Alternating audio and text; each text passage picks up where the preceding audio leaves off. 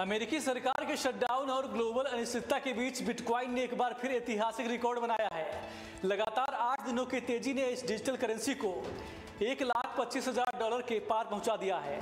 अगस्त 2025 में दर्ज हुए $1,24,480 के पिछले उच्च स्तर को भी ये पार कर चुका है।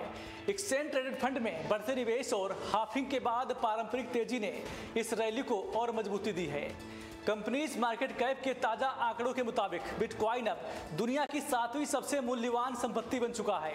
इसका मार्केट कैप $2.4 ट्रिलियन से ऊपर पहुंच गया है, जबकि अमेजन $2.37 ट्रिलियन पर सिमट गया है।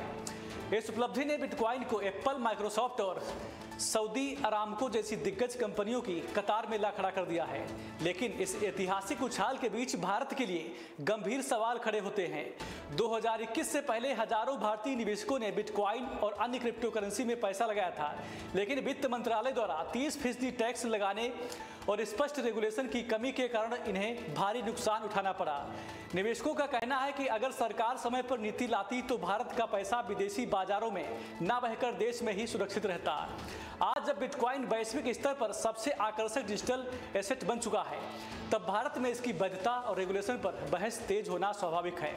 अमेरिका और यूरोप जैसे देशों में क्रिप्टो आधारित ETF निवेशकों को कानूनी सुरक्षा और पारदर्शिता देते हैं। वहीं भारत में टैक्सेशन और नियमों की अस्पष्टता अब भी बनी हुई है।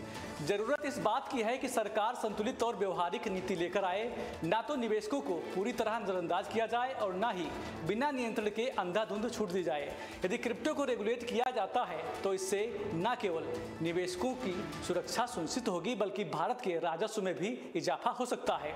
बिटकॉइन का मौजूदा उछाल भारत सरकार के लिए एक चेतावनी है। अगर समय रहते ठोस कदम नहीं उठाए गए तो देश का पैसा विदेशी बाजारों में ही बहता रहेगा और भारत इस उभरते हुए सेक्टर में पिछड़ सकता है।